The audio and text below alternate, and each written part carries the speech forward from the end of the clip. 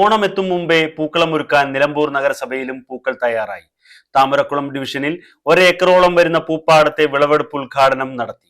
അയ്യങ്കാളി തൊഴിലുറപ്പ് പദ്ധതിയിൽ ഉൾപ്പെടുത്തി ആരംഭിച്ച പൂക്കൃഷിയുടെ വിളവെടുപ്പ് ഉദ്ഘാടനം ചെയർപേഴ്സൺ പത്മിനി ഗോപിനാഥ് നിർവഹിച്ചു.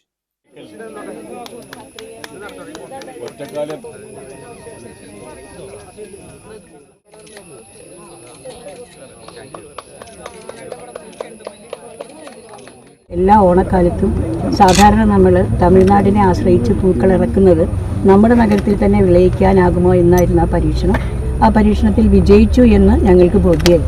ഇനി പച്ചക്കറിക്കും അതുപോലെ തന്നെ നെല്ലും മറ്റ് നമുക്ക് ആവശ്യമായ ഭക്ഷ്യവിഭവങ്ങൾ ഉണ്ടാക്കാനുള്ള തരിശുരഹിത നഗരസഭയുടെ ഒരു പ്രാരംഭ പ്രവർത്തനം കൂടിയാണ് ഇവിടെ വിജയിച്ചത്. വാർഡ് കൗൺസിലർ AT ഫ്രാൻസിസ് അധ്യക്ഷത വഹിച്ചു.